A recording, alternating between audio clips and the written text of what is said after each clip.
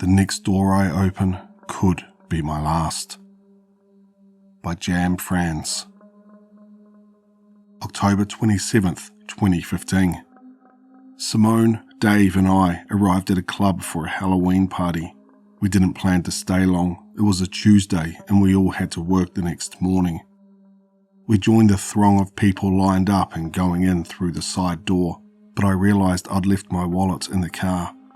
We planned to meet up inside.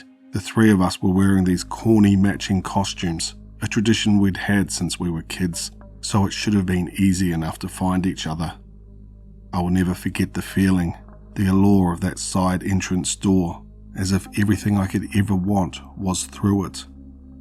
So much so that at the time, the unnatural appearance of the room on the other side hadn't remotely concerned me. Neither had the fact that despite the number of people walking through the door, the room looked to be empty. I managed to pull myself away and back into the biting night air as everyone else went in. Some rational part of me won out, knowing I wasn't going to get very far without my ID anyways. When I came back from the car though, not only was the entire crowd gone, so was the door they'd been piling through. There was nothing there but a brick wall. I don't know how it didn't hit me, or any of us, sooner. We'd been going there for years, and I had never seen a door on that side of the building. I walked in through the usual front entrance, but I couldn't find my friends anywhere, and when I asked around, no one inside had seen anyone else dressed like me. As I frantically roamed around the near-empty club searching for them, I realised that I didn't see anyone that had been in line with them either. I tried calling over and over, but neither of them answered their phones. No one who went through that door has been seen since. For months, I spent my free time searching for answers online, and while I didn't really expect to find anything, it was something to distract me from the unanswered calls and texts and continued silence on social media. Part of me held on to the thought that even if they weren't here, maybe they were still okay somewhere. Maybe I could find a way to bring them back. It was better than spending my sleepless nights reliving that evening on repeat, trying to convince myself that I'd only imagined the pounding on the walls around me, the muffled voices tinged with fear and pain, just audible over the music.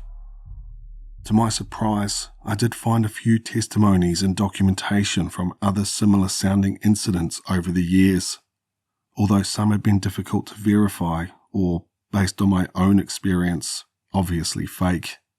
So I started compiling my own notes from official sources and what I learned by talking to witnesses. I really wish that I could say what I found made me feel better, but if it did, I wouldn't be sharing this. I learned that sometimes the door takes the place of one that you have seen, maybe even used 1,000 times before. Other times, such as in our case, it appears in what moments prior had been only a blank wall. Although no one could say for sure what happens to those who go through it, the implications of what I did find made me sick. One thing I do know, once that door closes behind you, there is no coming back. Date of occurrence, October 30th, 2007. Source, security camera footage, eyewitness interview. One can only speculate what was going through his head in his final moments, but it's safe to say that Will Reynolds was having a shit morning. He'd been invited to his first job interview after nearly a year of looking, and somehow he'd transposed the address, apparently only realising his mistake after wandering through the wrong building for 15 minutes. So, there he was, running towards the elevator, likely hoping he could sprint across the city fast enough to only be extremely late rather than miss it entirely. According to the potential employers, he had apparently attempted to call to let them know, but no one answered because they were all sitting in a meeting room waiting for him. His last known words were a mumbled, out-of-breath apology.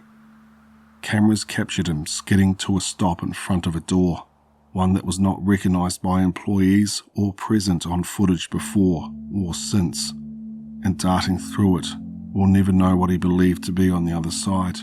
We can only speculate, but we do know that Will never made it to the interview. Employees reported a muffled voice and knocking coming from behind that same wall for the next week or so, despite there being nothing other than the London skyline on the other side. It was at first hesitant, becoming frantic, frenzied, before dying down and eventually stopping. One of the witnesses told me in hushed tones over the phone how, not long after the knocking ceased, she saw the eventual seepage of pinkish sludge from the baseboards where the door had once been. She described it as something sour and coppery smelling that ate away at the hardwood floor. Unfortunately, this is only one of at least 10 suspicious disappearances reported as occurring on October 30th, 2007. But what makes Will's unique is the camera footage. Unlike the incident back in '75 that were based only on eyewitness accounts and officially chalked up to mass hysteria, the one in '67 that has nearly become an urban legend. Unlike the decade of seedy cable game shows dismissed as scripted. Unlike the 1999 disappearance that I couldn't find a single person willing to talk to me about. Unlike the many nameless others that are gone without a trace other than a stubborn, lingering stain. For the first time, there was undisputed footage showing a missing man entering a door that, other than in a few frames of fleeting footage, did not exist. There were photographs of the soapy liquid, with bits of hair and teeth mixed in. Date of occurrence, October 26, 1999. Source, archived newspaper article. A reunion goes south. What happened to the missing Genzoli family? An extended family books a banquet hall in Kearney, Nebraska for a reunion. When the owner arrives to clean and lock up that night, he doesn't see the family, but notices their vehicles and several personal belongings in the parking lot. When the cars still haven't moved several days later, he alerts the authorities. The entire hall is later deemed unusable and is demolished. The article does not say why, although it mentions something described only as disturbing found inside. No members of the missing family were ever located. After I found the article about the 1999 disappearances, that's when I started seeing a pattern of when the door would show up. Every 8 years on the last Tuesday of October, without fail. I've still never figured out how to determine where. A few references I found in my research refer to it as the first door, supposedly based on its presence on a game show that aired off and on in the 1980s and early 90s.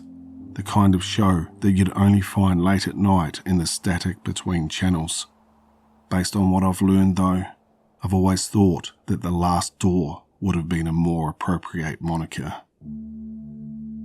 Date of occurrences, 1983, 1991. Source, cable TV show, filming location unknown. The show seemed to air under several different names during that period, but the format was always the same. A man in an orange three-piece suit hosted what seemed to be a Jeopardy rip-off, where the winner got to choose a prize behind one of several doors. The questions and answers were bizarre, things viewers had never heard of, and I myself could never find any other references to either. This prestigious institute is home to the largest collection of rare artifacts, ranging from Qing Dynasty vases to the Charlottian-era collection. What is the Katadesmos Museum? Then winners would, without fail, choose the first door. Even if they initially drifted towards another, they'd always sharply change direction. They'd always enter the first one, which would then slam shut behind them. The show would end with the host saying, "Let's give them a hand, folks," as the other players and even the studio audience would then follow behind them, all wearing matching expressions of overwhelming excitement as they too, inexplicably, went shuffling through that same first door. The contestants and audience never emerged again. although frantic knocking and distant-sounding voices from the other side could sometimes be heard as the credits rolled. In panned shots, you could tell there was nothing, no one, behind it. When I first learned about the 75 incident, I had a hard time locating witnesses, much less ones willing to talk to me. I didn't really blame them, especially having experienced something similar firsthand. The school janitor, who had also been in the stands that night, was the only one who returns my calls. He was kind enough to show me around the grounds of the long-abandoned school while he told me what he had seen. Date of occurrence: October 28th, 1975. Source: eyewitness interview. The homecoming game at McKellar High School was expected to be unforgettable. A new stadium, a record-breaking year in terms of wins, and seniors offered college scholarships. And it was, just not in the way that anyone in the small town could have ever imagined. The team was expected to run out of the hallway of the athletics complex and onto the field, like they did for every home game. The band was geared up and playing, but the doors never opened. The team never emerged. The audience sat in confusion as cheers turned into nervous laughter, then concerned whispers. There were searches for the players, the coaches, but they were nowhere to be found. The janitor, who asked me not to use his name, choked up as he described the sounds of sobbing, knocking, and scratching through the athletic building. I heard them back up there for days, but even when we opened up the walls, we never found them. As bad as the sounds were, he told me that what haunted him more over the years was the silence that eventually followed. Not long after, the door to the field began to leak rancid-smelling viscous fluid for weeks that ate away at the new turf. The missing coaches and team were never found, although several class rings would later be discovered in the partially melted plastic of the field. What happened in '67 was the largest single incident I've found evidence of so far. Luckily, despite some modern sources claiming it was fabricated or an urban legend, I was able to find documentation.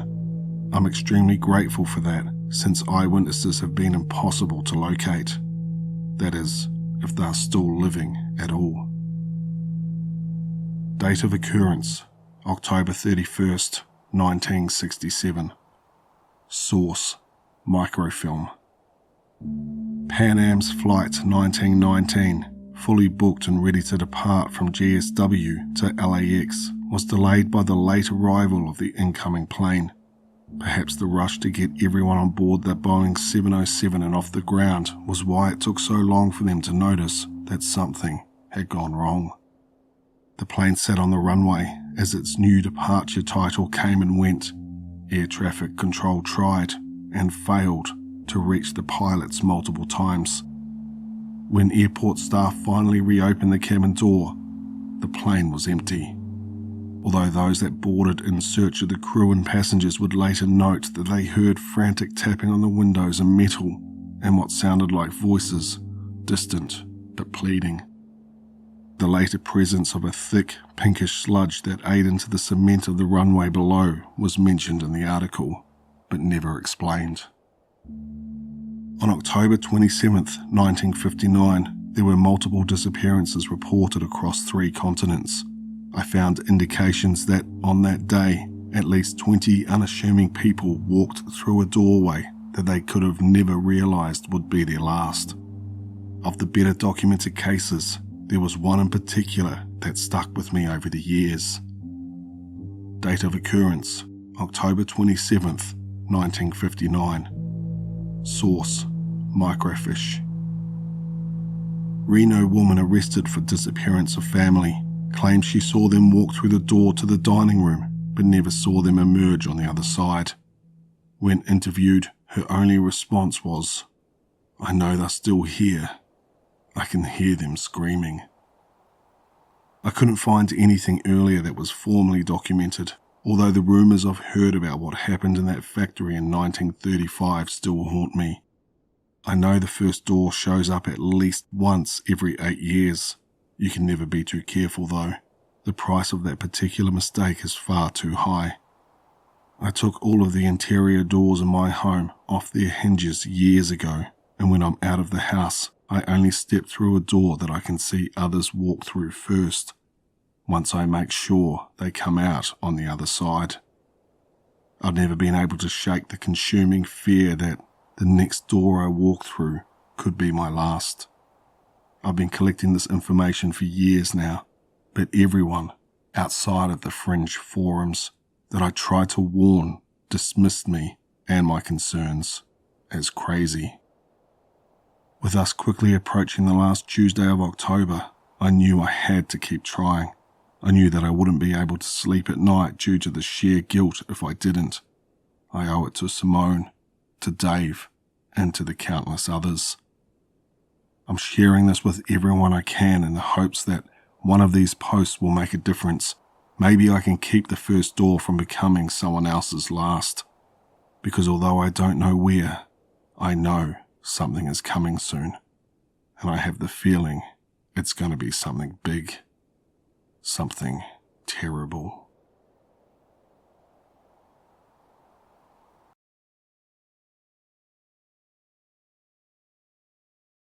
Halloween was my favourite holiday growing up. Now, I absolutely hate it. By Horror Junkie 123. I won't sugarcoat it. I hate Halloween. The cool weather, the creepy decorations, the sound of children giggling as they bounce down the sidewalk. I can't stand it. I know that makes me sound like a Grinch, but hear me out. I have a good reason. As a child, Halloween was my favourite holiday. Yeah, Christmas was great and all, but there was just something different about spooky season that really hit home with me. Well, until I turned 11, that is. That was the year something truly heinous happened. Something that turned my favourite holiday into the most dreaded day of the year. Your costume looks great, kiddo. You're supposed to be a Power Ranger, right? Uncle Ricky asked, taking a sip from his cider. I frowned. No, I'm Raphael. Uncle Ricky's brows furrowed. From Teenage Mutant Ninja Turtles? He stared at me blankly. I could practically see the cogs trying and failing to turn in his head. You know what? Whatever it is, it looks great. Fantastic job, buddy. He ruffled my hair before draining the remainder of his cider. I took a step back, staring at the ground. Guess what Ding! The sound of the doorbell cut him off mid-sentence. That's probably Chris. See you later, Uncle Ricky. I raced to the door and flung it open to find Captain America standing before me. Chris's costume was detailed, from the suit to the cape to the shield. He had it all. His parents must have spent a pretty penny on it. Come on, Chris, let's go, I said, ushering him down the driveway. We'd made it about halfway down when Uncle Ricky appeared at the door. You boys be safe now. Wouldn't want anything to happen to you. I shuddered. Something about the way he said that made me uneasy. We will be, I shouted back, still speed walking away. Hey man, what gives? Why are we walking so fast? Chris demanded once we'd reached the sidewalk. It's Uncle Ricky. I don't like being around him. He's weird. Like, what kind of weird? I shifted my gaze to the plastic pumpkin bucket swinging back and forth in my hand. I don't know. I don't want to talk about it anymore, okay? Fine. Let's hit that house first. I heard they give out king-size chocolate bars. Chris and I trick-or-treated until well past sundown. To my dismay, even though I wore a turtle shell backpack and a red bandana, most people automatically assumed that I was the Hulk. Eventually, I just stopped correcting them. By 9 o'clock, all the other kids had already gone home, and I was getting tired of people thinking that I was Chris's sidekick. This is getting heavy. Are you ready to go back yet? I asked. Come on, just one more house. Then we'll... Hey boys, nice costumes you got there. We froze. I didn't know why, but my heart began to thunder in my chest at the sound of the man's voice. We slowly turned to face him. What I saw still sends chills down my spine to this day. A tall figure stood before us. He wore a leather jacket and jeans, and a red splattered hockey mask shrouded his face from view.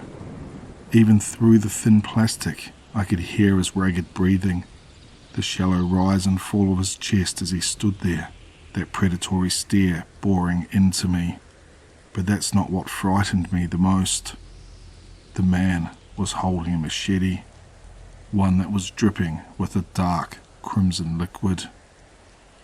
Chris and I didn't even say anything to each other. We didn't need to. We took off into a dead sprint, booking it down the sidewalk. I didn't have to look back to know that the man was in hot pursuit. My legs pumped as fast as they could go, and I tried my hardest to focus on getting to safety. But I couldn't shake this nagging feeling at the back of my head, the feeling that if I didn't do something, that this Halloween would be my last. "Help! Help us!" I shrieked, praying that someone would come to our rescue. But no one did. The streets were empty, completely devoid of life. If anyone had heard my cries from inside their homes, they could have fooled me. Everyone probably just thought that it was some dumb teenager pulling a Halloween prank. Little did they know, Chris and I were running for our lives.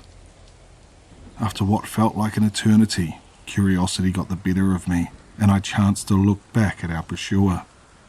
My stomach instantly twisted into knots. He was gaining on us.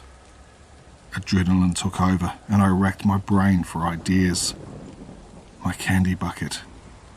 I'd worked all night collecting my bounty, but in that moment, I didn't care. I just wanted to make it home in one piece. I hurled the plastic pumpkin behind me with as much strength as I could muster. I watched as it ricocheted off the man's arm and landed on someone's lawn, spilling its contents into their grass. My heart sank. I was out of ideas. "This way," Chris yelled, pointing down a side street. My face lit up. We were still out of earshot at that distance, but I could see a woman and a young child walking along the sidewalk further ahead of us. With how far we'd strayed from our houses, she was the only chance we had at escaping that lunatic. Just when I thought we might make it out of there alive, the unthinkable happened. I tripped. Time seemed to slow as I went sprawling to the unforgiving concrete. I landed hard, scraping both of my knees in the process. I wailed in agony as tears blurred my vision. I was so dazed from the fall that I had almost completely forgotten about the predicament I was in, until I heard the man's laboured breathing hovering directly above me.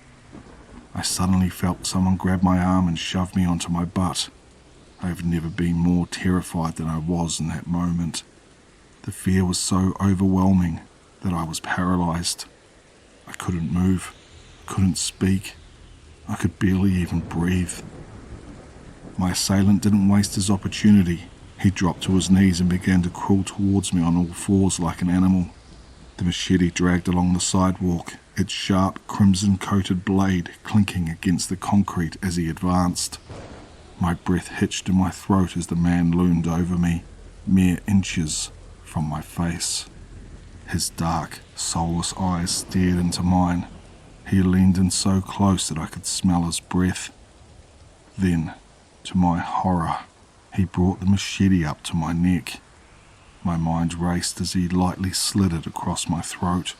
My entire body trembled when he placed his fingers to the fresh wound and dipped them into the blood seeping from within.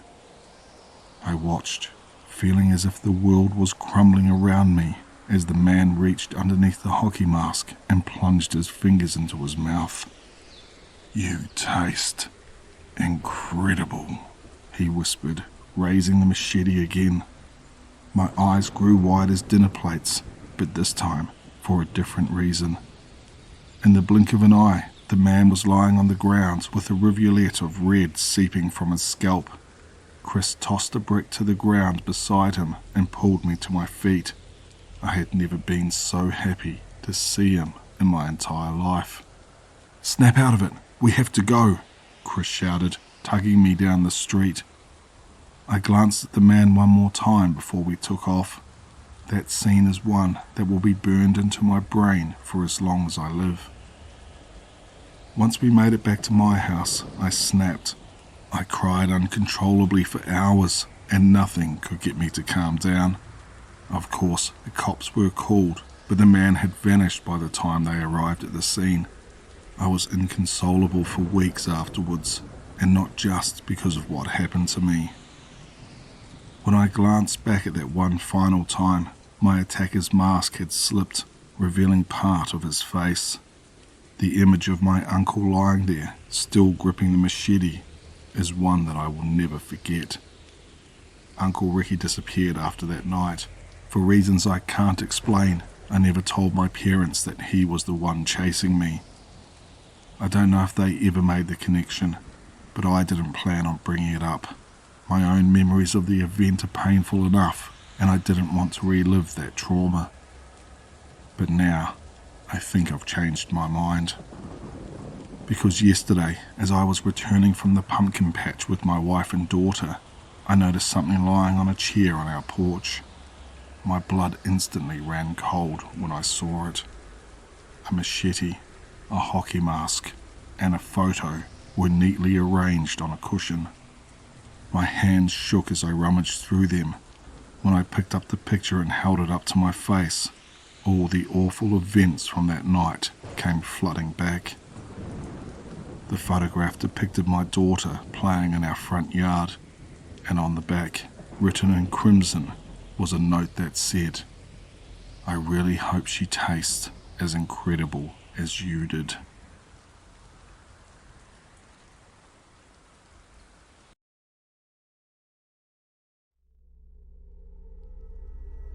Candy Pieces by Taco Express. The head-pounding knock at the door comes for the 28th time that night. Having to abandon my cooking once again, I promptly hustle out to the doorway, orange bowl filled to the brim with a variety of homemade candies made by yours truly. "Trick or treat," the toddler squeaks as he looks up at me. The dinosaur hoodie droops over his beady eyes. "What a nice costume," I sigh, grabbing a handful of candies and dumping them into the half-full pillow sack. "Thank you," he says as he waddles down my porch steps and back to his dad. I slowly shut the door closed and retreat to the kitchen. I quickly pull my golden-coloured chicken out of the steaming oven and onto the counter, where I begin to bombard it with spices of all sorts. I still do feel the slightest feeling of guilt. I mostly enjoy handing out my candies to the troublesome teenagers, as the older they are, the more I give them. It's really just a fun-sized chocolate bar filled with a dash of vodka and some meth. I usually individually wrap them with pink or purple ribbons to make it look cheesy. Ever since I've been giving out these candies, which has been for well over 3 years now, no one has accused me, yet, of their children waking up the next morning vomiting and sweating until they either drop dead or take a visit to the hospital. After all, I'm not the only one that does it in the neighbourhood. There's Peter down the street that hands out similar homemade lollipops that appear to be store-bought. I have to admit, I've really outdone myself this time. The chicken looked great and ready to devour. Before I can bring it to the dining table, I hear the knock at the door for the 29th time. The knock sounds hard, shaking the floor. Shocked, I peek through a small crack I make in the door and see a small boy, 6 to 7 years old, wearing a small little white mask, similar to the Jabberwocky's dance crew mask. He is wearing a black hoodie and black jeans. He stands there, staring at me from behind his mask. I grab the bowl of candy off one of the drawers behind me and hold it in front of him. "Take a candy. Your costume scared me." He peeks down at the candy and looks back up at me. "I know your secret, Anne." A ghostly voice, cold as ice, mutters. His voice shoots chills throughout my body. How did he know my name? Where were his parents? He remains silent after the statement, waiting for my reaction. "Well, what do you mean?" I stammer. "Your candies are drugged. They made my friends sick." Following the statement, he slaps the bowl out of my shaking hands, scattering candy all over my porch. The bowl shatters upon impact. "What's your problem, kid? Pick that up this instant," I shout, stomping out my door. The child tilts his head, appearing to be confused at the statement. "You heard me. Pick up my candy," I repeat. He shakes his head, backing up a couple of steps. "Well, how would you like it if I slapped your candy bag out of your hand? Not very nice, huh? Now pick up my goddamn candy." He shrieked a high-pitched scream and ran down the steps of my porch and across the street. "Hey, get back here!" I shout, slamming the door behind me and slipping on my slippers. I sprint across the street and past innocent children in costumes and bewildered parents. I manage to see a small, dark figure push his way past others. He turns onto the next street, crowded with cars and screaming kids. At least this street is lit up. I could clearly see him far ahead on the uneven pavement, but he was far too fast. He turned the next street very quickly, causing me to lose him. Grumpy, I make my way back home to see kids huddled on my porch, taking fistfuls of chocolates like a piñata just burst. I make my way up my porch and realize my front door is locked. The kids, watching me curse at the starry sky, flee towards their angered parents and quickly make their way onward. Luckily, I usually keep my back door unlocked, so I hop my fence and manage to make my way into my nice, cozy house. Locking the door behind me, I turn on my porch light and return to my kitchen. Great, just great. The chicken is now cold, ruined. I don't think I could have a worse Halloween night. I decide to clean up my porch. I make sure to unlock the door this time and head outside.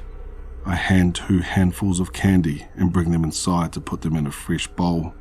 I bring the bowl outside and begin to clean up.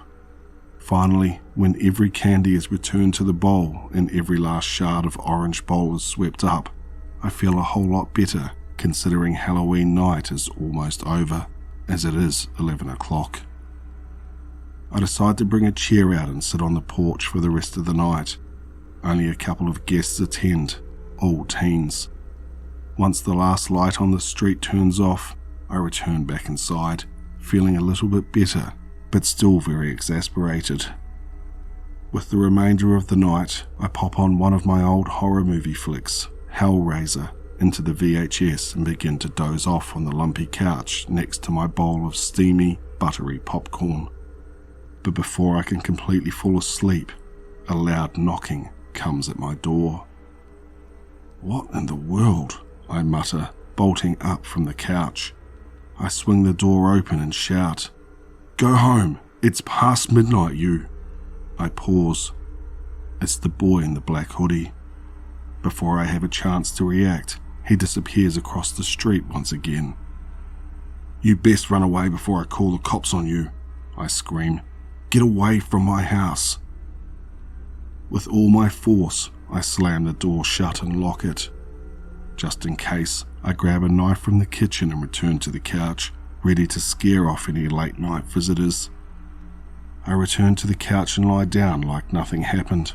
The movie is near the ending, the same ending I've watched as a kid, as a teen. The movie is long finished and I've turned off the television. I sleep on the couch for no apparent reason and begin to doze off once again. I believe I got 2 hours of sleep before I heard my back gate creaking open. Now fully awake and alert, I grab my sharp knife off the floor, standing in the middle of the living room. I quickly flick on my light switch and stare at my sliding doors, eyes round as quarters. For around 15 minutes, all I can see is the sprinklers lying dormant in the middle of my lawn and my garden, flowers swaying in the gentle wind. Just when I think it's my mind's being paranoid, I hear the 29th knock at my door of the night, or morning. It's the same knock as the other 2, shaking the floor, causing me to jump out of my skin. I dare not open the door, as the child might be there. I creep towards a nearby window in my bedroom that reveals a part of my porch. I slowly and quietly move the shades on the window. Slowly, slowly. I don't want to draw any attention. I open the shades enough to peek through without any suspicions. I see the same little black hoodie sitting on my porch steps, waiting for me to answer. He seems harmless. Maybe he just needs help and is afraid. But then again, he knew my name and my secret. No, I should probably leave him there. He might leave. I inspect his every movement, making sure nothing is harmful or will damage my property for the next 20 minutes. Just when I think he's going to get up and leave, he stands up and whispers something to himself, but I hear it loud and clear. I know you're watching me through the window. Come out here, now. His voice is soft, ghostly. His words seem to pass right through me, shaking me right down to my core. I jolt back from the shades, heart racing. This cannot be happening. I need to wake up. I scramble out of my room and into the living room. I needed to act fast before this boy causes me any harm. Without thinking, I scream. What do you want from me anyways? There is no response.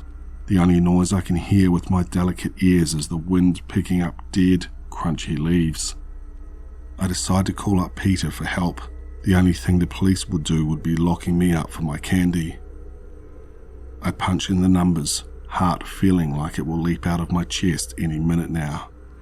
To my dismay, Peter picks up. Anne, what are you still doing awake? Pete, you gotta help. There's a little boy that won't leave me alone. He's some kind of spirit. Geez, Anne, did you eat one of your own candies on accident? Here, I'll come over there, but I assure you nothing is wrong. Thank you. Peter hangs up as I sit on the couch, miserable. Peter calls me up 5 minutes later. Help me, Peter says in an agonizing voice. He strains the words out slowly. Pete, you okay? Pete, I cry. The boy, Peter mutters, hanging up. Tears streaming from my face, I sprint out the front door to see Peter standing on my lawn, cackling like an idiot. You asshole, I sob, socking him in the chest. Do you know how hard this night has been? Sorry. He holds in a laugh.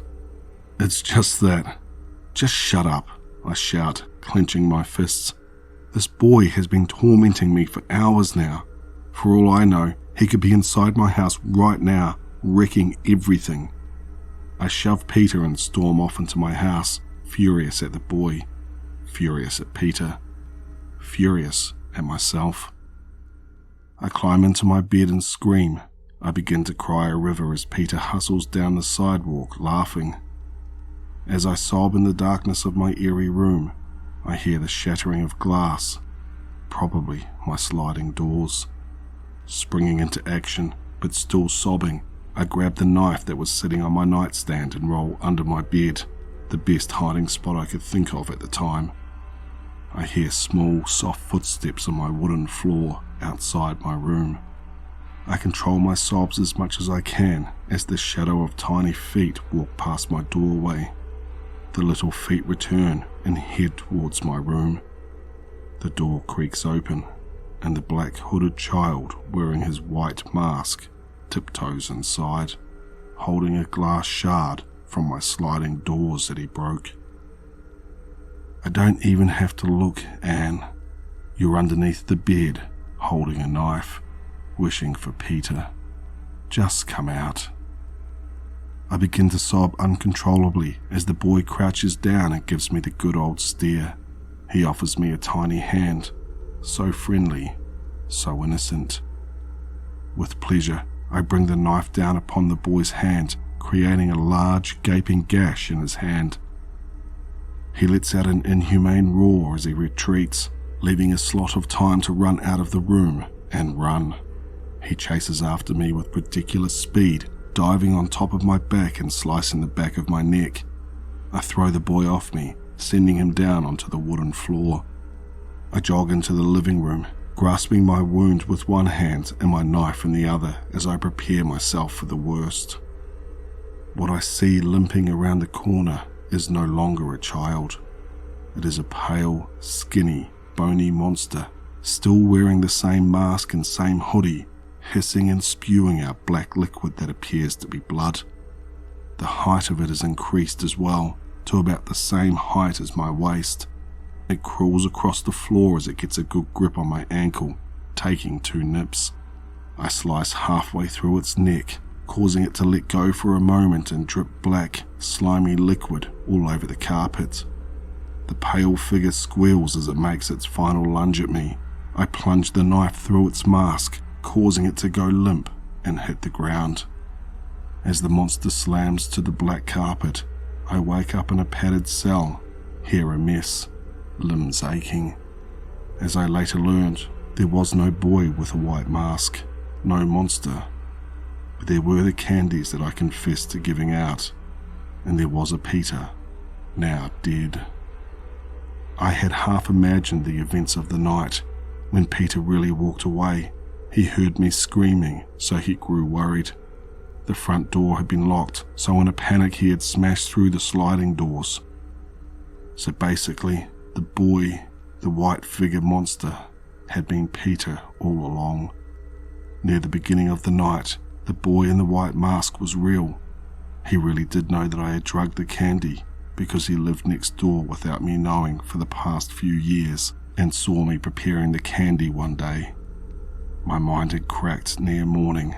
I had been taken in a few days later, lying next to Peter's corpse. I sat silently in my padded cell, admiring my surroundings where I would remain for a long time. I peer at my door, where a figure out of sight knocked at my door for the 30th time.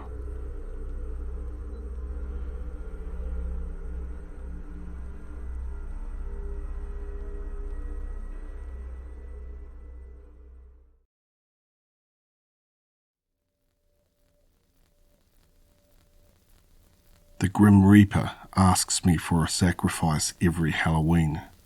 This year, it's my turn to die. By Horror Junkie 123. I remember the first time I met the Grim Reaper. He's even more terrifying than everyone says, but not for the reasons you think. The Grim Reaper isn't some cloaked figure like in the TV shows. He's not a skeleton who wields a magical scythe that slices through the fabric of the universe. No, he's much worse. I was 7 when he first appeared to me. I remember it like it was yesterday. I was playing dodgeball with the neighbourhood kids when our red kickball rolled into the street unexpectedly. That detail sticks out in my mind like a sore thumb. The red kickball. Strange how the mind stores random little pieces of information like that. "Danny, you threw it into the road. You go get it," I said, crossing my arms. He grinned deviously back at me. "I think we should make Maggie do it. That's what she gets for being a girl." "Yeah, I heard she has cooties. Gross," Turner chimed in, crinkling his nose. I turned to Maggie. I could already see the tears welling in her eyes. I hated when they picked on her like that. "No, it's fine. I'll get it," I said, shooting Maggie a smile. She returned a weak grin to me, her cheeks turning bright red. "Thank you, Colton," she murmured as I trudged to the street. Danny and Turner chided mockingly behind me as I went. "Thank you, Colton. Colton, you're my hero. I love you, Colton." I shot them a death glare once I reached the curb. They immediately shut up. And that's the last thing I remember before waking up in a dark, empty void. I opened my eyes. Logically, I knew that my brain should have been in full-on panic mode, but at first, I was filled with more curiosity than fear. I rose to my feet. I glanced down, trying to make out what I was standing on. but there was nothing, just endless black as far as the eye could see. That's when the dread seeped in. Where was I? Was this hell? "Hello?" I timidly called out. My voice echoed throughout the all-encompassing nothingness. I wasn't really expecting a response, but I got one. "Hello?" A deep, menacing voice boomed through the darkness. My eyes went wide as saucers and my blood ran cold. "Do not be afraid," the voice continued. "This is the in-between. You are neither alive nor dead, but you do not have long. Soon you will cross over to the other side." Normally, I'd be having a full-on meltdown, but the cadence and low rumble of its tone worked to calm my nerves. Still, it was difficult to process. How did I get here?" "Try to remember." I tried my best, but failed to dredge up a single detail that could have led to my demise. And then it hit me like a freight train. Memories flooded my brain like a tidal wave. A torrent of emotions surged through me as my grim reality sank in. I ran into the street to get the red kickball. The oncoming truck driver tried to slam on his brakes, but he was going too fast. I didn't stand a chance. I remember lying on the ground. I remember my friends and parents crowding around in pure shock. I remember the blood pooling all around me as my consciousness slowly faded away. And then I was here. I got hit by a truck, I murmured, lost in thought. "That's right. And I brought you here to collect your soul." I froze. Tears began streaming down my face. I wasn't talking with some benevolent entity. No, I'd landed myself in the worst possible scenario. "So you're..." "Yes, I am death." I was silent for a long time. My worst fear had been confirmed. This was the Grim Reaper. Images of my life began flashing through my head. My 6th birthday party, the day my parents got me a dog, 2 afternoons prior when Maggie had held my hand on the swing set. It was all about to come to a close. There were so many experiences I'd never get to have. Driving a car, going to high school, having my first kiss. I wasn't going to get to do any of that. My life had been so short, and I wasn't ready for it to come to an end. After what felt like a lifetime reflecting on my childhood, death spoke again, snapping me from my reverie. "Child, your time has come." Suddenly, a rectangle of light radiated amidst the endless blackness. I started floating toward it involuntarily, my legs betraying me as I drifted closer. It was no use. This was the end of the line. Tears clouded my vision. Just a few more agonizing seconds and I'd cross over to the other side. It was bright. So bright.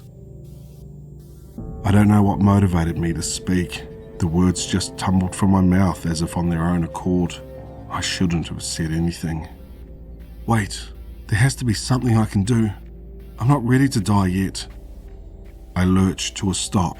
Everything was eerily silent for a long time, as if the Grim Reaper was deep in thought. "There might be a way." I awoke in a hospital bed. My parents were sitting in matching chairs beside me. They looked defeated, like they hadn't slept in days. Once she noticed that my eyes were open, Mum looked shell-shocked. Then, her visage melted into one of pure, unabated relief.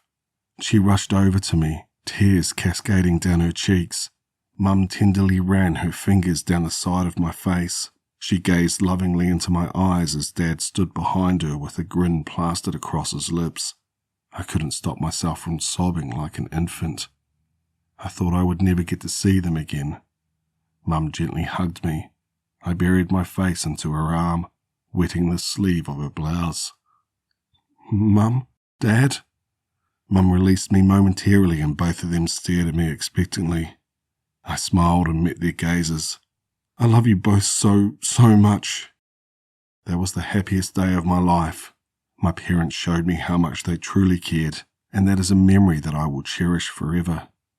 Unfortunately, my joy was short-lived because Danny's body was found a day later. The official cause of death was a snake bite. He'd been playing alone by the creek just down the road from his house when he was bitten by water moccasins. Multiple of them. Guilt gnawed at me like a piranha. Danny died because of me.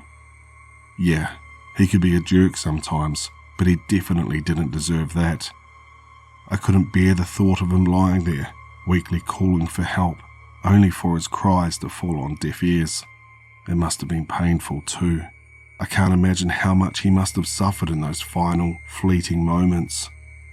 I thought I'd never be able to forgive myself. Yet, the very next year, I did it again. On Halloween, when the veil between the living and the dead is the thinnest, the Grim Reaper visited me. I opened my eyes that morning to find myself in that same pitch-black nothing. I wasn't afraid like I was before. It was what we'd agreed upon, after all. Every year on Halloween Day, I was to awaken in that empty void and give death a new sacrifice. "Hello, child. Do you have a martyr for me?" That familiar, menacing voice boomed. "Yes, I do." That year, it was Hannah Benson's turn to die. Her death was easier to deal with. She had been picking on me all year. But still, she didn't deserve to die like that. Hannah was the victim of a home invasion. A burglar snuck into her house when her parents were out for groceries. Hannah had heard the intruder and screamed that she had a gun through her parents' locked bedroom. That was all the man needed to hear. Instead of leaving like any sane person would, he rained bullets through the woods, separating himself and the terrified little girl. She was hit once in the abdomen and left to bleed out on the cold, rigid hardwood. I don't even want to begin to imagine the amount of hurt I caused her parents. They had to pay the ultimate price due to my selfish antics. But I was too cowardly to stop. Things continued on like that throughout my high school career and into college. Halloween would pass and someone new would die. Over time, I started to feel numb to it. I'd even turn a blind eye and go about my business as if nothing had happened. And then, after this past Halloween, it finally occurred to me. Why can't I pay off my debt all at once? A group sacrifice would be much more convenient than giving out individual names each year, especially if it's a bunch of random people on the internet that I have no connection to. And I've made a deal with the Reaper before. Who's to say I can't do it again? To everyone listening to this, I'm sorry. I lied to you. The title says that it's my turn to die this year, but that's not true. You see, I'm a coward, and I always will be, so I'm using this site to my advantage. If you've listened to my story, then this Halloween, it's your turn to die. Don't try clicking off this post either. If you've made it this far, it's already too late. You should start making your arrangements now.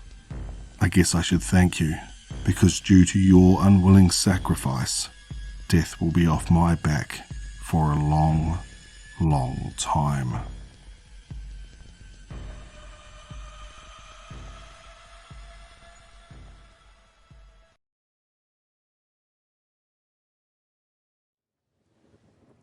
Always check your kids' Halloween candy by Priestess of Spiders.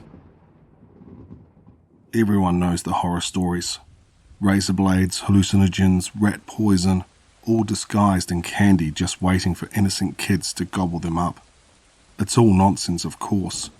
Sure, there are a few isolated incidents where some sicko does something like that, but the whole tainted candy myth is an enormous exaggeration at best. No, the reason I say you should check your kids' candy is very, very different. It was the Halloween of '09. I was only 14. I was on the cusp of being ever so slightly too old for it to be socially acceptable to go trick-or-treating, so I aimed to make that night the biggest haul ever. My costume was elaborate. A zombie with a full face mask, claw gloves, and a chest piece that would drip fake blood at the push of a button. I'd learned from experience that the more detailed the costume, the more candy you get. I was going to hit every house that I could. I expected to get so much that I even brought one of those big black garbage bags to hold the candy in. I was going to make it a night to remember. It was, but not for the reasons I had hoped. I couldn't tell you what house I got it from. That's something that has always bugged me. My bag was so full and I'd visited so many houses that it was just a blur. At the end of the night I was sorting my candy into piles. A small mound of chocolate bars, some plastic wrapped gummy candies, dozens of lollipops, and more. As I reached into the central pile of unsorted candy, I found something unusual. It looked like a chocolate bar of some sort, but one I'd never seen before. The wrapper was a greenish yellow in coloration, with a two-armed cartoon worm giving a thumbs up and winking. The label was in some other language, the symbols not corresponding to any Latin letters that I recognized. At first, I thought that maybe it was in Russian, but the script wasn't quite right. I'd seen what acrylic characters look like from some video games and movies, and this looked a bit different. Raising an eyebrow, I opened the wrapper, curious to see what was inside. It looked like my initial guess was right. It did seem to be a chocolate bar of some sort, with little white orbs embedded in its surface, kind of like how some candies had pieces of nuts. I gave it a bite and was pleasantly surprised to find it was utterly delicious. To this day, I think that it was the best chocolate I've ever had in my entire life. Being a 14-year-old, I didn't have the best impulse control. I gobbled the whole thing down in about 30 seconds, tossing the wrapper aside and searching for more in the pile of unsorted candy. I didn't find any more though, and resigned myself to disappointment. I figured I'd ask around school, bringing the wrapper to see if anyone else had gotten lucky. Maybe I could offer some of my less enticing candy as a trade. After finishing my sorting and eating a few more pieces of candy, I finally headed off to sleep, my stomach full and my heart happy.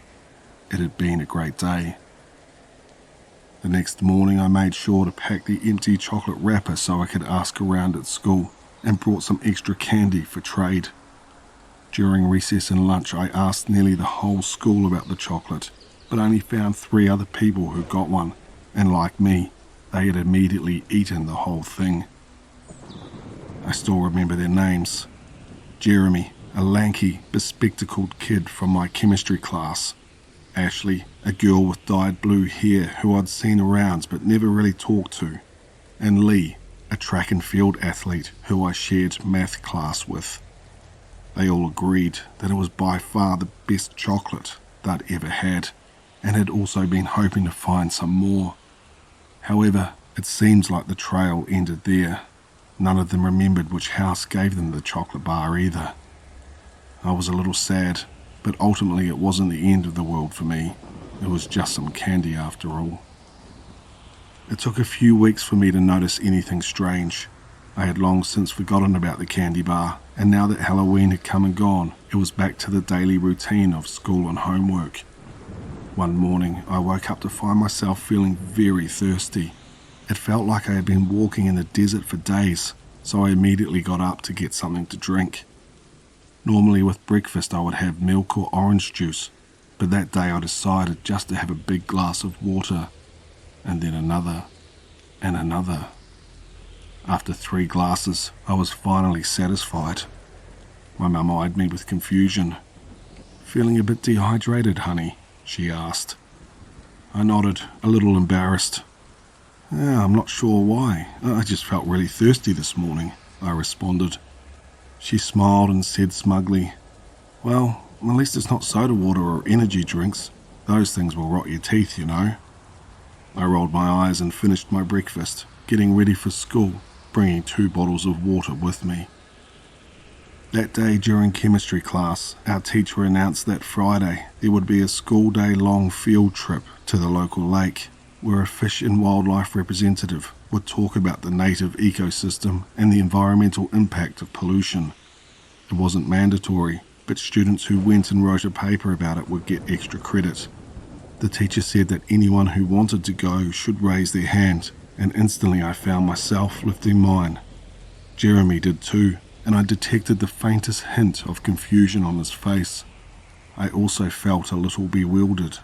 I'd never really been particularly interested in environmentalism or anything like that, and it's not like I needed the extra credit.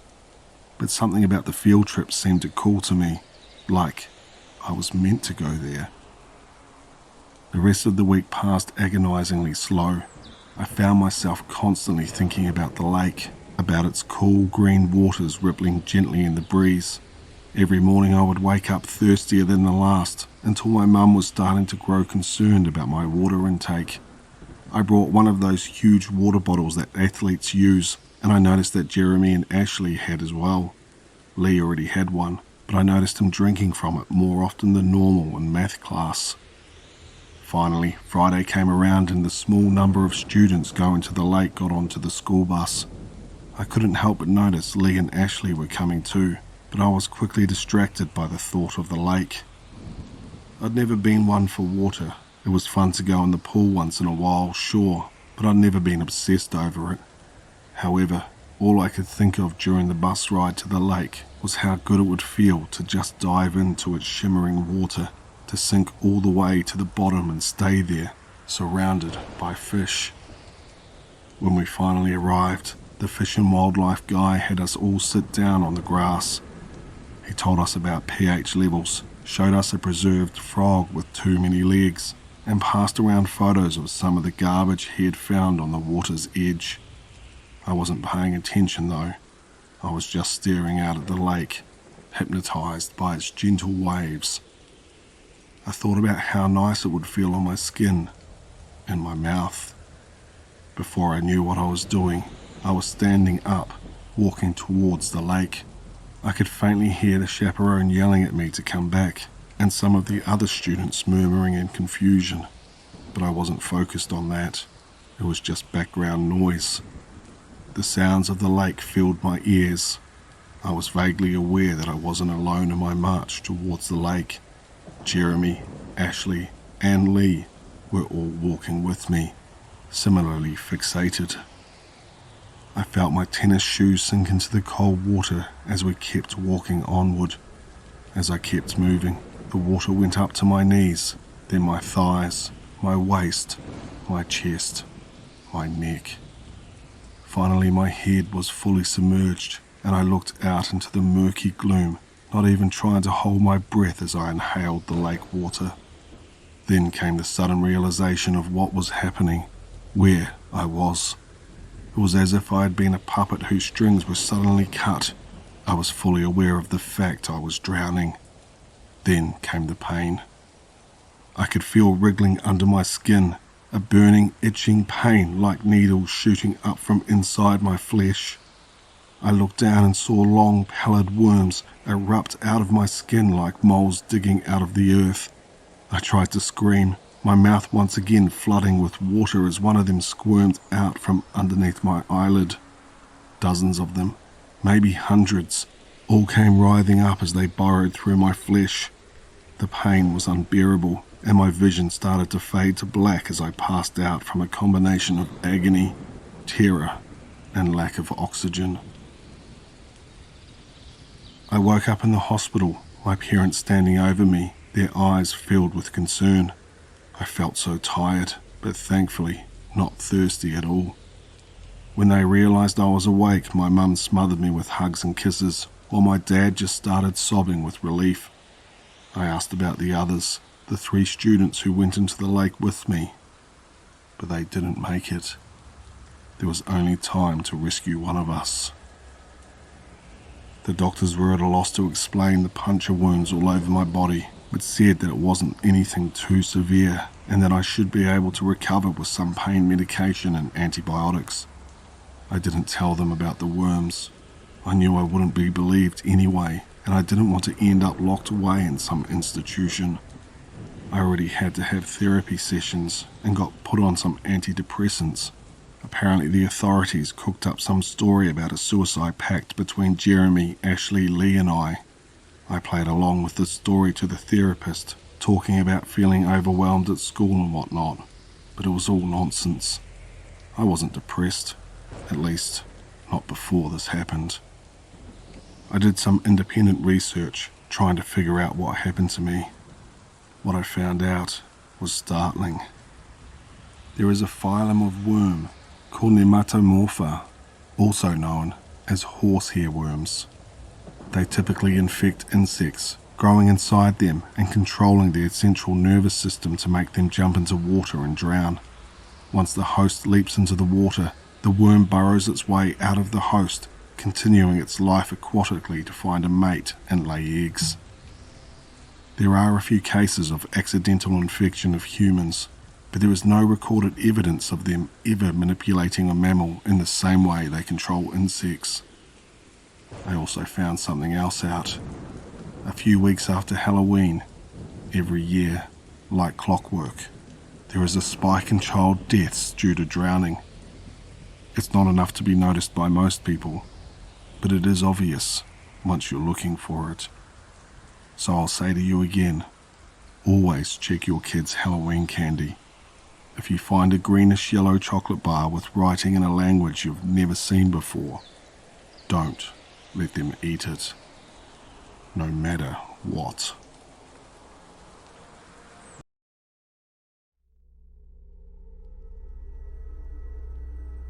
My friend learned the hard way not to answer the door to late night trick-or-treaters. By Manon Lysette. We all have that one friend who's not into the holidays. You know the one. Won't decorate, won't dress up, won't wish you a happy whatever day it is. And though he'll reluctantly agree to come to your themed party, he'll stay in the back and scowl the whole time. In most cases, the hate is directed at just one holiday, whether it be Valentine's, Christmas, Easter, or hell, even Arbor Day. My friend Patrick, he hated Halloween with every fibre of his being. Now, Patrick hadn't always been that way. I'd known him since grade school, and we'd usually spend Halloween together. I noticed a sudden shift in his attitude around the time we got too old to go trick-or-treating, but too young to go out drinking. At first, I figured he was just being a normal, angsty teenager. Maybe he thought Halloween was just for babies. Maybe he was pissed off about not being allowed to go trick-or-treating anymore. Or maybe it was just a phase. Damned if I knew. It wasn't until last year that I found out the real reason. It was a few days before Halloween, and I'd managed to drag Patrick to a costume party. Naturally, he'd shown up in his usual t-shirt and jeans and told the doorman he was dressed as a broke college student. He was in that state of semi-drunkenness where he'd started slurring his words, but was mostly coherent. Some chick wearing devil horns, and almost nothing else, ran into him, and I saw him flinch when he looked at her. He mumbled about how much he hated Halloween, and I finally got around to asking him why. That's when his face drained of colour, as though he hadn't had years to prepare his answer. He emptied his cup and shuffled nervously from foot to foot. His story started with the promising, "You're not going to believe this, but..." When Patrick was 14, his parents left him alone on Halloween night. Nothing unusual there. He was more than old enough to take care of himself. They left him with a bag of candy and put him in charge of handing it out to the neighbourhood kids, but were adamant that he stop by 10 p.m, lock the doors, and turn off the porch light. 10 p.m, they insisted, and not a minute later. There were enough kids that night that Patrick had to spend the first half of the evening sitting outside on the porch, handing out candy to the seemingly endless procession of kids. Around 8:30 p.m, things quieted down enough for him to head inside, make some popcorn, and start watching a horror movie. He had to pause every few minutes to cater to another cluster of kids, but as the evening wore on, the visits came fewer and farther between, until he only had to get up every 10 minutes or so. He hadn't heard a peep for a good 20 minutes when he noticed a figure making its way up the driveway. Patrick rolled off the couch and checked the time. 10:08 p.m. Most kids had gone home already and were busy sorting through the candy. However, Patrick knew from experience that houses tended to give out more treats near the end of the night just so they could get rid of the surplus and close up shop. He figured this kid was trying his luck, hoping for a jackpot. It was too late to turn off the lights and pretend he wasn't home, so Patrick decided he'd give this kid the jackpot he deserved and would go dark as soon as he left. The figure rounded the corner as Patrick headed to the door.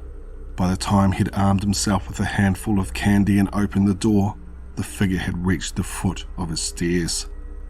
He realized then that the person just outside the beams of his porch light was much taller than a child.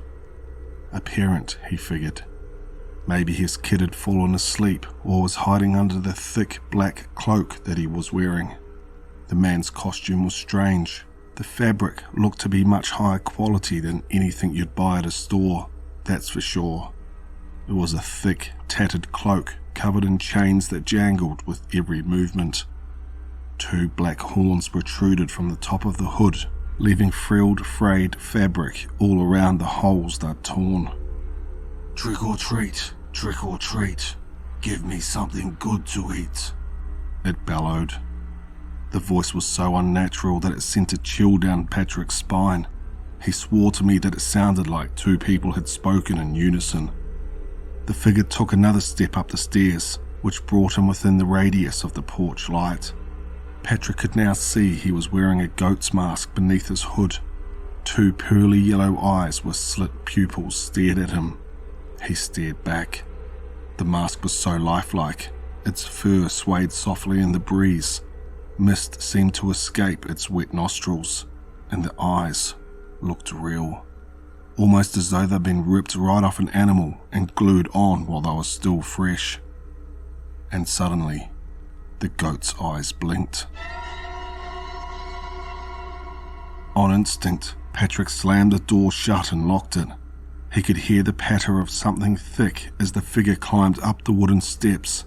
Patrick looked out the peephole hesitantly, hoping he was wrong, praying the man would take his mask off and start laughing at him. Trick or treat, give me something good to eat, it said. Patrick watched as a long, forked tongue slithered out of its maw and licked its lip with feverish hunger. He strained his vision enough to notice hooved feet clicking against the floor. Suddenly, it rammed into the door with all its might. Over and over again. Patrick didn't know what else to do but to press himself against the door in the hopes of keeping it shut and turning off the porch lights, in a vain attempt at pretending he wasn't home. As soon as the lights went off, the creature ceased its offense on the door. The clattering of its footsteps slowly moved towards the living room window. In a panic, Patrick darted into the living room and drew the curtains shut. As he did so, he noticed every other house on the street had already turned off their lights. He ran through the first floor and turned off all the lights he could find, and then ducked behind the couch and hid. Thankfully, the sound of rattling chains and hooves stopped. Patrick studied me as he told me his story, almost as though trying to gauge whether or not I believed him. I didn't know what to say. It wasn't like him to spin yarns, but there was no way his story was true. It was probably just some dude in a really good costume trying to freak you out. Mission accomplished, I reassured. Patrick shook his head and told me his story wasn't done. He continued. It hadn't been very hard for him to convince himself the whole thing had been in his head. He figured he'd had a sugar crash and dozed off mid-movie. It was all just a nightmare, nothing more. That is, until a year later, when Halloween rolled back around. He was home alone again, sort of. He snuck his girlfriend in as soon as his parents' car disappeared down the street. He and his girlfriend left a bowl of candy on the porch and shut the curtains so they could canoodle in peace. Throughout the night, Between the shrill screams of bimbos getting mutilated on TV, they heard kids running up and down the front steps to grab Halloween candy. Again, as the night progressed, fewer and fewer kids showed up until the trick-or-treaters trickled to a stop. Neither Patrick nor his girlfriend thought to turn off the porch light when 10 p.m. ticked by. Before long, they heard the clunk of something heavy on the porch, followed by a strong knock at the door. Not noticing the time and thinking the bowl of candy needed to be filled, Patrick walked over and opened the door a crack. He saw a yellow eye with a rectangular pupil that darted from side to side until it fixed on him. Trick or treat, give me something good to eat, it said as a hooved foot kicked at the door. Patrick screamed and slammed into the door in an attempt to shut it, but the goat-headed stranger was putting all its weight against it. It was a tug of war, or rather a push of war, with the goat trying to open the door and Patrick trying to shut it. Beads of sweat rolled down his face as Patrick yelled at his girlfriend to help. Together they managed to push it far enough to lock the deadbolt, but even then, the goat outside rammed against the door repeatedly. It looked as though it was going to fall off its hinges. Patrick's girlfriend was screaming. She hadn't seen what was on the other side of the door, but she knew it was trouble. "Hit the lights," yelled Patrick as he desperately pressed himself against the door. She flicked them shut, and suddenly, everything went quiet. They waited in the dark for a while, neither one of them daring to look out the door or pull open the curtains to see if the thing was still outside. It wasn't until they heard the crackling of a car up the gravel driveway that the two finally relaxed. I stared at Patrick, this time in clear disbelief. It sounded like horse shit to me. Or, I guess I should say, goat shit. "Every year," he said, his tone dull and his gaze distant. "He comes every year. If I have so much as one light on, no matter where I am, my parents' house, a girlfriend's, it doesn't matter. He finds me." I let out a chuckle and patted him on the back. I played it off as a joke, fully expecting him to crack a smile and tell me he was pulling my leg. He didn't. I changed the subject and brought him a drink. Halloween came and went, and I forgot all about his story. Which brings us to this Halloween. I was hosting a party at my place. I'd invited Patrick, but he had refused as usual. Suddenly, a few minutes past 10 p.m, my phone rang. It was Patrick. I picked up and said hello, but all I could hear were his sobs and the sound of violent banging on wood. Imagine the sound of your pissed off landlord knocking on your door demanding payment, multiplied by 20. Patrick's mumbles were nearly indecipherable through his choked cries. "The lights won't," he kept saying. I didn't understand what he meant. "The lights," he screamed. I heard what I thought was his door splintering open. There was a loud slam and the sound of jangling chains. Patrick screamed a scream so feral that I felt my body seize up. And then I heard it. I heard the most chilling voice I've ever heard in my life. A voice so cold it ran daggers through my veins. A voice that reverberated through my speaker and seemed to have not one, but two sources. I don't mean there was an echo.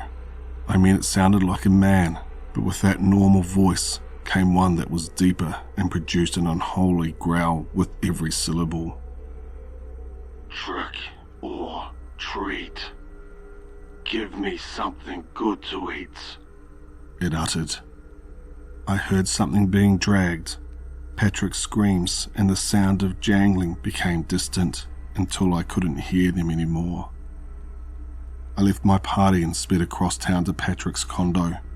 All I found was his phone on the welcome mat, his door hanging off its hinges, and the dozen solar lights he'd installed in his flower bed this past summer.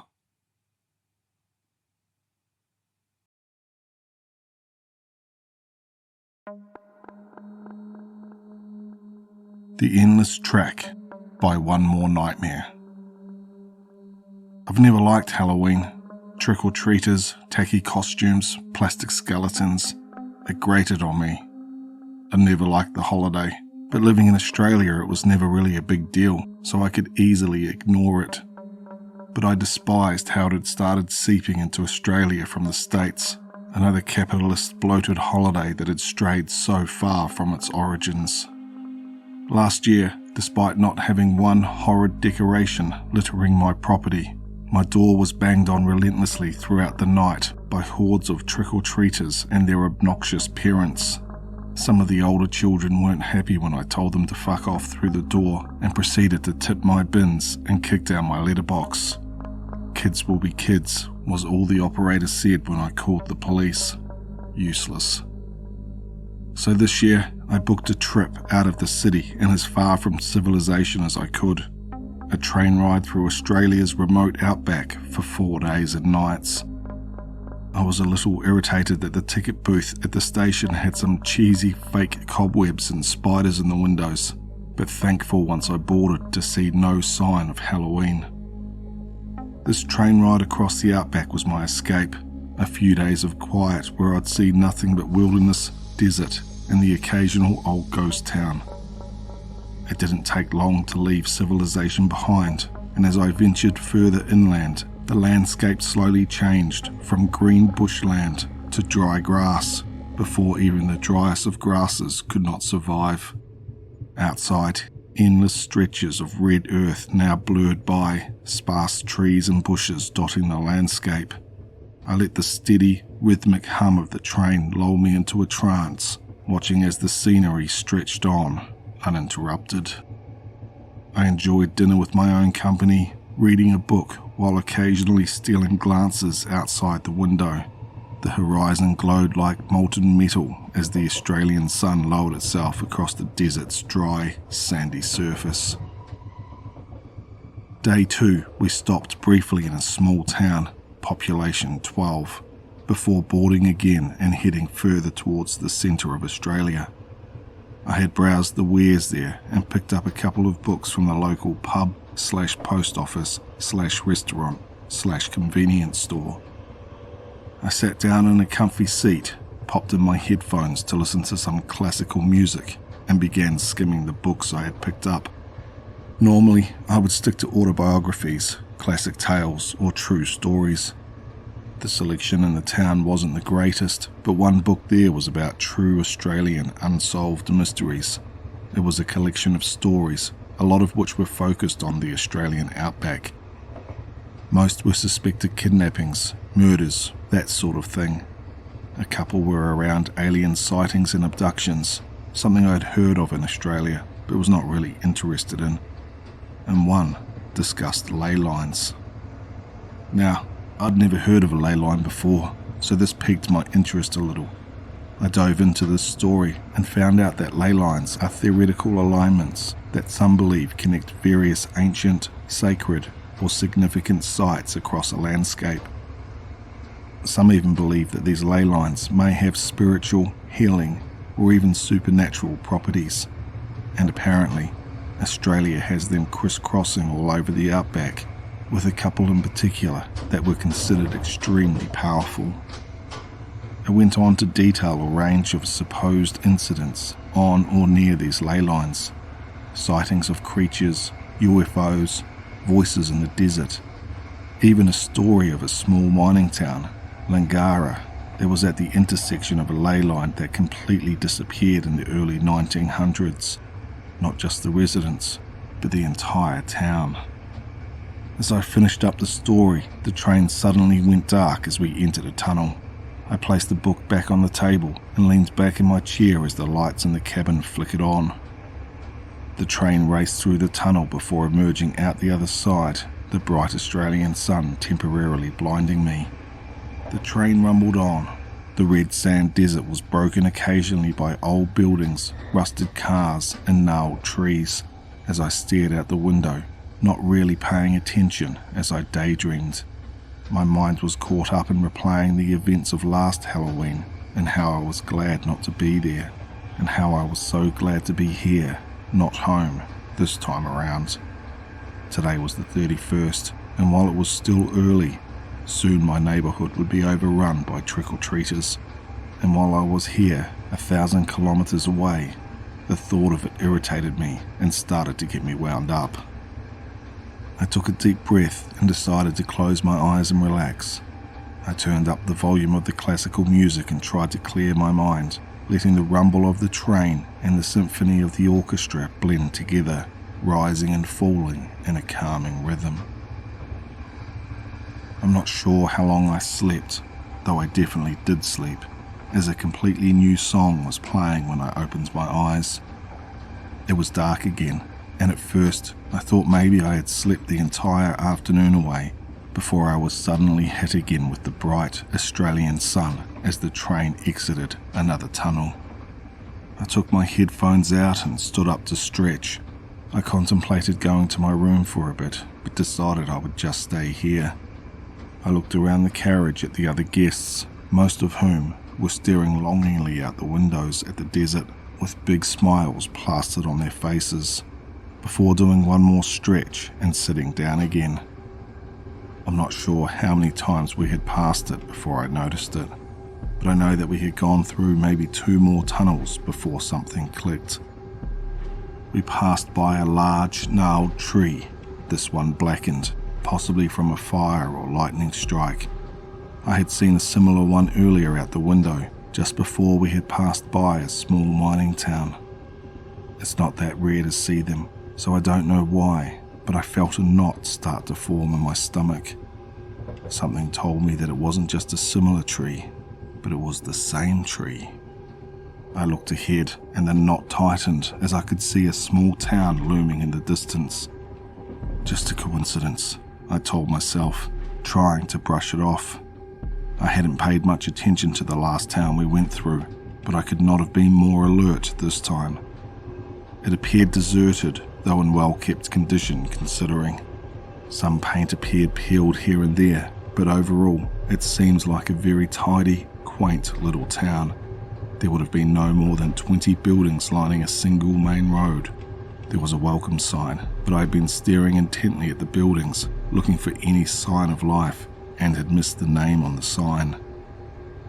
An hour passed, and the train continued winding along the rusty tracks, passing by abandoned buildings and barren stretches of desert. As we approached a tunnel, a strange sense of unease bubbled up.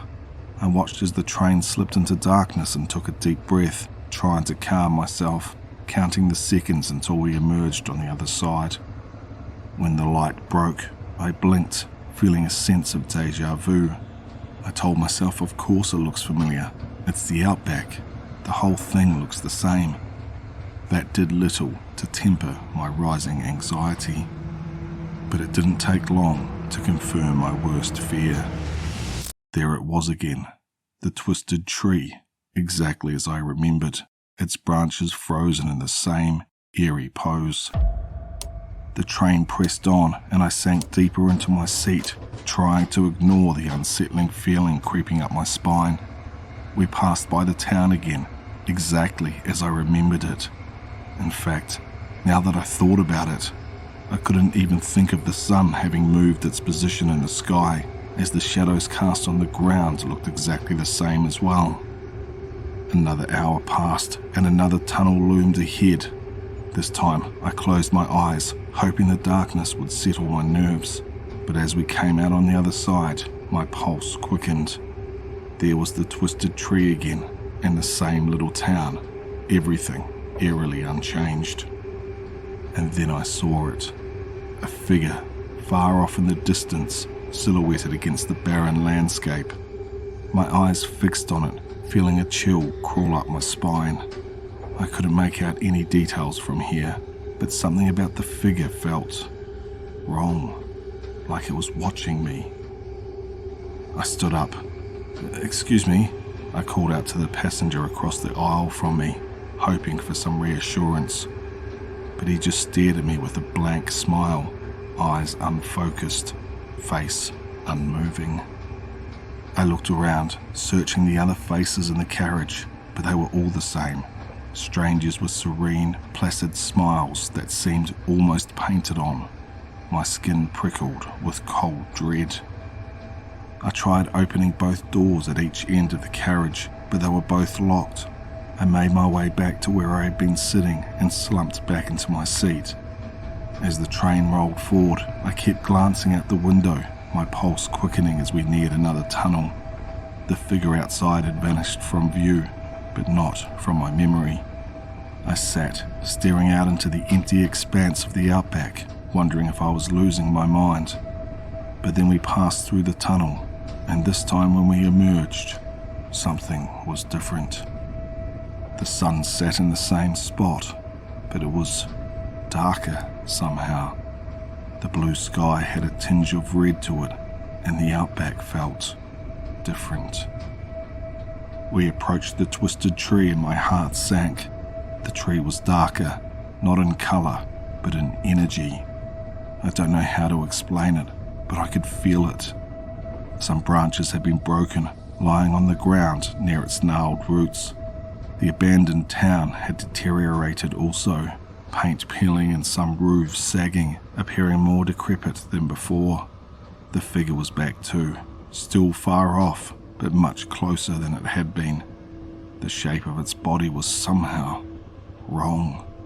Too tall, limbs too long, as though it didn't quite fit together, and it moved in an awkward, limping manner, lumbering towards the train. I swallowed hard, pressing myself back into my seat. My phone. I reached for it, praying for reception. Nothing, just empty bars mocking me. An hour later, we entered another tunnel. Halfway through, still holding my phone in my hands, I saw a single bar of reception flicker to life. My heart pounded. Desperate, I tried to make a call, but just as a voice answered, the reception dropped and we exited the tunnel. That's when I started writing this. If I can't make a call for help, then perhaps I can type it out and send it. The landscape was decaying, everything I'd seen before deteriorating at an alarming rate. The tree was little more than a charred husk, and some buildings in the town were now nothing more than a pile of rubble. The sky was definitely redder and darker than before, even though the sun had not moved, and the figure was much, much closer. It moved faster now. Its featureless face seemed to be staring at me, long limbs clambering towards me. It radiated evil, a black aura surrounding it like a mist. I knew the next time I saw it, it would be right next to the train, and I don't know what would happen then. I don't know how I can tell, but I know that it's me that it wants. Its featureless face can't hide its pure, malicious hatred for me.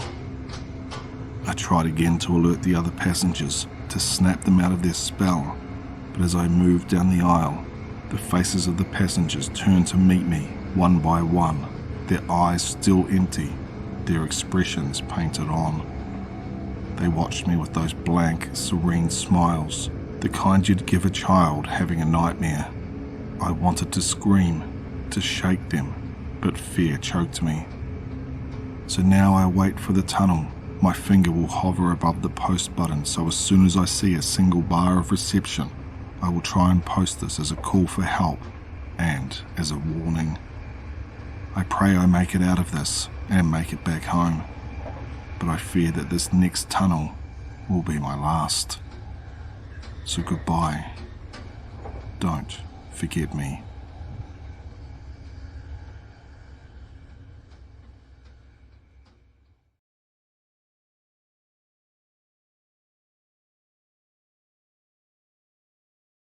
Polaroid Man by A.P. Cleriot. A.P. Cleriot is the author of the horror novel Collegiate and the horror collection The Wrong Side of Midnight. Both books are perfect for the spooky season and can be found wherever you buy books or by following the links below. You can also find more stories by A.P. Cleriot on Reddit by following the profile link below.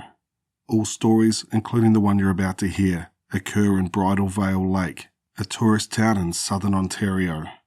All are based on real horrors. Bridal Veil Lake. Are you a resident yet? I didn't understand the object Freddy shook in my face or why he was so excited. Halloween night in 87 wasn't as illuminated as today. "It's a picture," he yelled and spat into my face. "Look, look." I put my pillowcase down and held his wrist gently to see the fuss. A Polaroid picture with Freddy in his sad pirate costume. When I looked more closely, however, I saw the singed boy beneath. Polaroid Freddy looked burnt to a crisp, his skin gone, the eyes melted away. Freddy snapped the picture from my fingers. "Isn't it cool?" He studied it again. "Like a magic trick.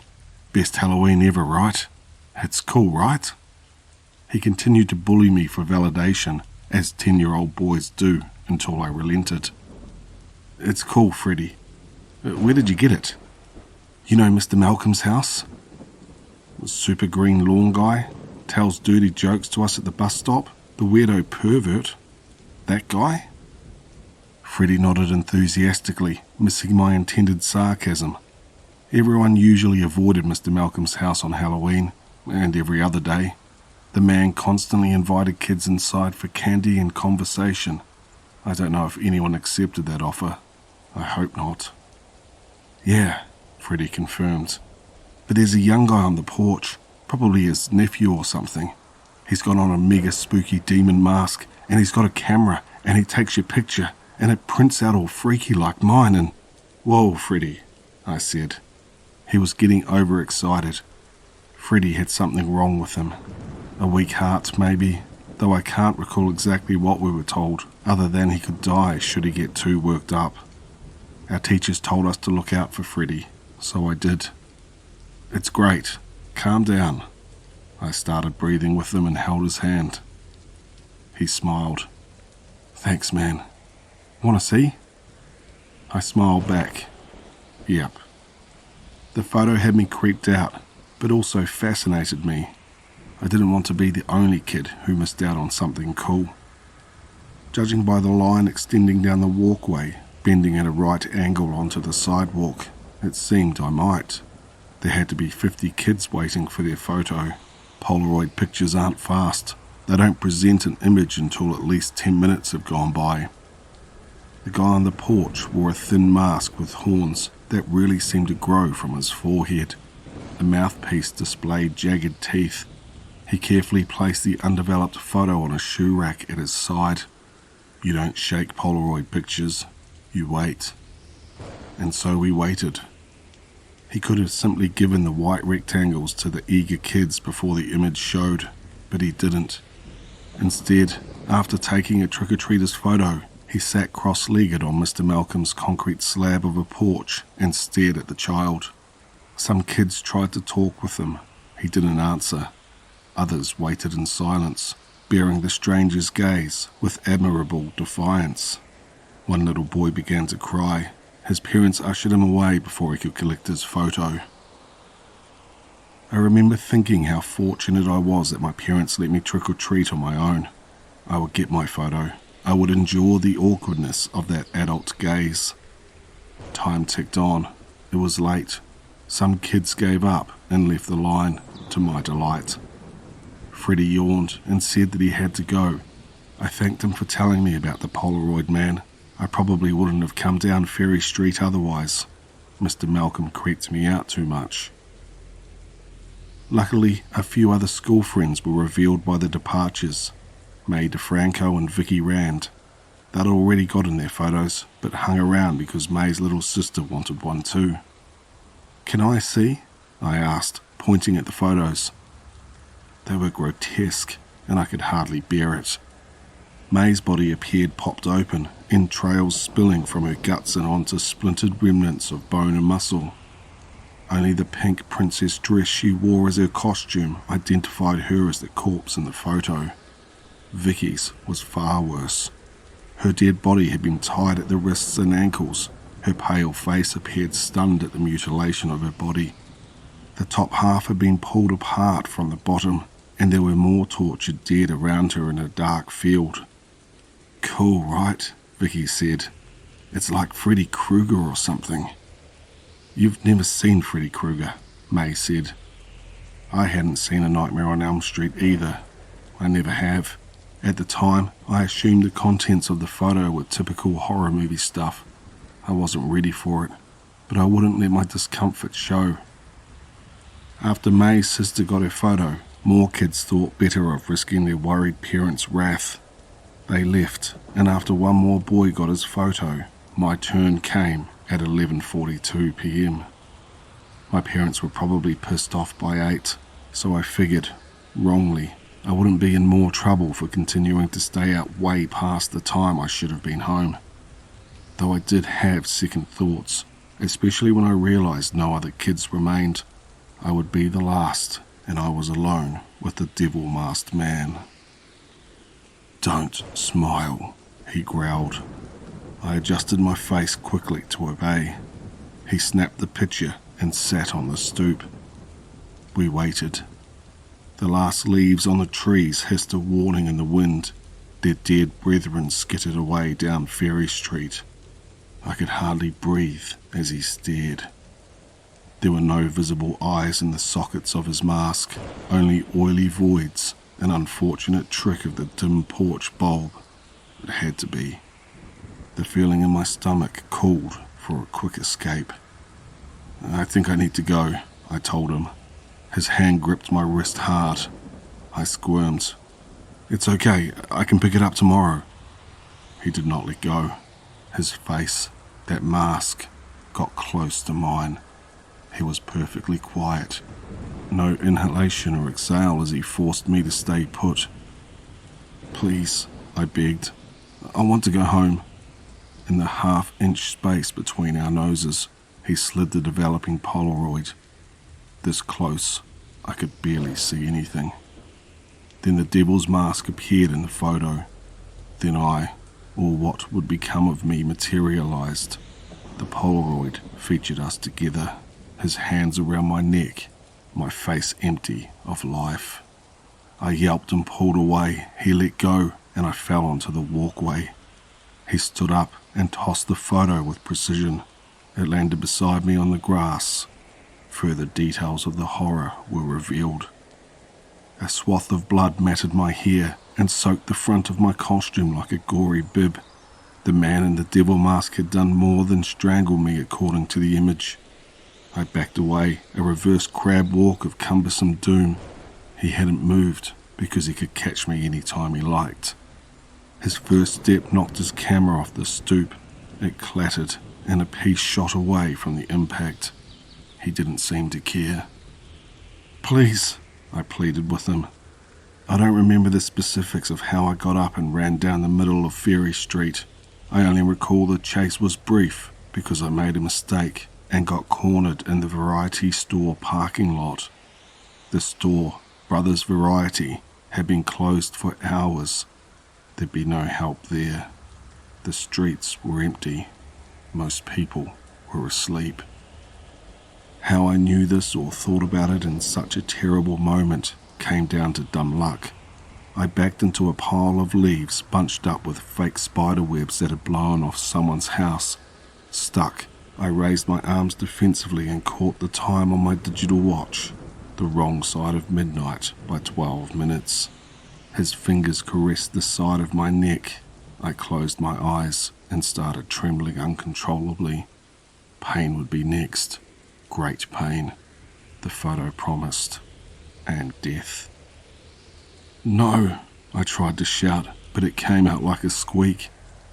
"Halloween is over. It's over. It's done. You can't." I don't know what I was saying or why, but the fingers retreated, and he took noiseless steps backwards over the cracked tarmac. When he reached the sidewalk, he spoke. "See you next year, then." As if it had been a prank all along, he walked away, casually. It took far too long for me to go the opposite way. Eventually, I managed a slow jog, working through the blocks to home, where my mum waited in the front window, worried and angry. Punishment was left up to my father. When he returned from searching for me, I told him about the photo and the guy in the mask. He received the information passively before grabbing his baseball bat and calling his brothers. Together, they went to Mr. Malcolm's and discovered the busted door in the backyard. The old man had died in his chair, completely naked. My dad told me this last detail some years later. Police were called, but nothing came of whatever investigation might have followed. My parents had, and have, no faith in the Bridal Veil Lake PD, hence the reason he called his brothers and picked up his bat that night. Evidence of the devil-masked man existed, of course. Many kids had their photos taken. No police or adults asked about it, as far as I know. Mine had been left on Mr. Malcolm's lawn, but Freddie, May and Vicky said they still had theirs at home. Freddie's, however, likely burned up in the fire the following Christmas. His dad made the mistake of using a space heater in the garage. All of them, including Freddie, were dead the day before Christmas Eve. I refused to go trick-or-treating the next year, and every year after that. My parents understood and didn't pressure me. Within a few years, I aged out of the tradition, but still wouldn't risk going out for a walk on Halloween night. See you next year then. And if not, the next, or the next, or the next. He waits. I know, because every photo has turned out to be true. Vicky simply disappeared before her 19th birthday, and while her body was never recovered, a man suspected of torturing and killing half a dozen young women in Bridal Veil Lake in Derry, across the border, was arrested as the likely culprit. May committed suicide off the old hotel casino last July. My son is 5 now. He wants me to take him trick-or-treating in a few weeks. Of course he does. He doesn't know. Neither does my wife. That man is waiting for me.